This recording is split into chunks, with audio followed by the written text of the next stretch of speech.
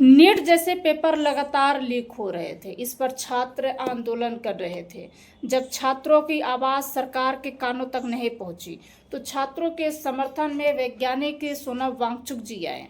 सोनम वांगचुक जी पहले तो अपनी मांगों को लेकर के सरकार से जवाब मांगने का पूरा प्रयास किया। सरकार जब अपनी जिम्मेदारियों से दूर भागती दिखी तब सोनम वांगचुक जी और उनके समर्थक जैसे मनीष जी हैं, नेहा वोरा जी हैं, जो जेएनयू के छात्र हैं, इन सब ने मिलकर के शांतिपूर्ण और लोकतांत्रिक तरीके से हंगर स्ट्राइक पर बैठ गए। हंगर स्ट्राइक पर बैठने के बाद लगभग 20 दिन बीत गए, तब तक सरकार किसी भी प्रकार से चिंता न जाहिर करने के बजाय, आप देख रहे हैं ये आज का न्यूज़ है, जिस तरीके से सोनम वांगचुक जी के साथ और उनके समर्थकों के साथ अभिजीत दीपके जी के साथ बर्बरता पुलिस कर रही है, जिस तरीके से सोनम वांगचुक जी के साथ बर्बरता हो रही है, क्या ये लोकतांत्रिक देश में हो रहा है या फिर तानाशाही में हो रहा है? सरकार जब भी डरती है, अपनी जिम्मेदारियों से दूर भागती है, तब पुलिस को आगे करके इसी तरीके से आंदोलनकारियों के ऊपर लाठीचार्ज करने का काम करती है। सरकार आंदोलनकारियों के समर्थन में न उतरने के बजाय सरकार आंदोलनकारियों को पूरी तरीके से प्रताड़ित करने का काम करती है। आप सोचिए, जब किसान आंदोलन कर रहे थे तब लगभग 700 किसानों की शहादत हुई थी, तब भी सरकार खामोश थी।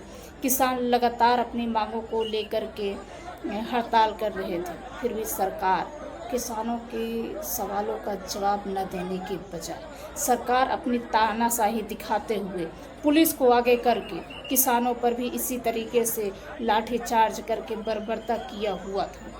अब उसी तरीके से जब शिक्षा के प्रति छात्र आंदोलन कर रहे हैं, सोनम वांगचुक जी जो देश के लिए निरंतर संघर्ष करके देश के भविष्य के लिए उन्होंने संघर्ष किया था, खासकर शिक्षा के लिए संघर्ष किया था, जिन सोनम वांगचुक जी का आज स्वास्थ्य पूरी तरह से खराब हो रहा है, जिनका वज़न भी लगभग 9 किलो वज़न घट चुकी है, इस पर सरकार गंभीर नहीं हुई।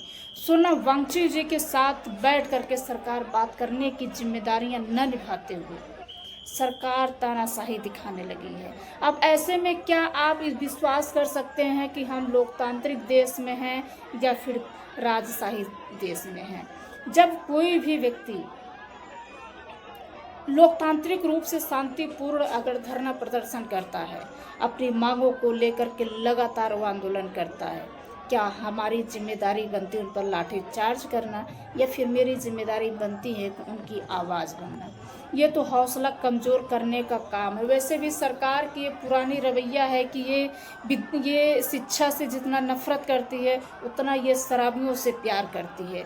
अब आप खुद तर्क लगा लीजिए कि शराब पर जितना फोकस सरकार की होती है उतना फोकस ये शिक्षा पर नहीं होती है। आखिरकार अगर सरकार लोकतांत्रिक रूप से आवाज़ बनती है, बहुत सारी मीठी मीठी बातें करती है सरकार, तो फिर पेपर क्यों लीक हो रहे हैं? ये हमारी बीजेपी के उन सरकारों से सवाल है। सोनम वांगचुक को चलिए ठीक है, वो गलत कर रहे थे, आपने उन्हें पुलिस हिरासत में रखा लिया है या उन्हें हॉस्पिटल भेज दिया है।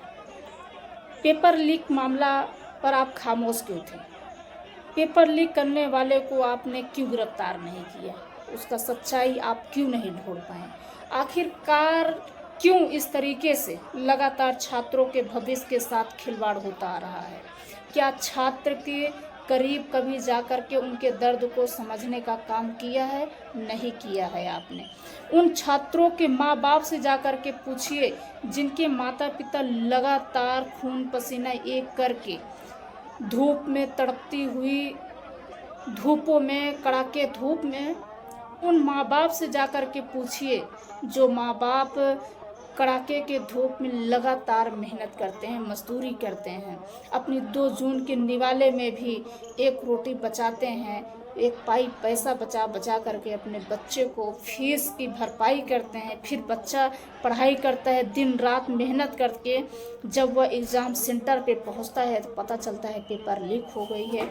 मैं सरकार से भी सवाल करना चाहती हूँ, ये कड़वी है, जिसके पास बच्चे नहीं होते हैं दूसरे के बच्चे की कद्र नहीं जानती है। अगर आज सरकार के पास यानी कि देश के प्रधानमंत्री नरेंद्र मोदी जी अगर आपके पास बच्चे होते, हमारे प्रदेश के मुख्यमंत्री योगी आदित्यनाथ जी अगर आपके पास परिवार होता, तो शायद उन छात्रों की आवाज़, उन छात्रों की दर्द आप ज़रूर महसूस कर पाते।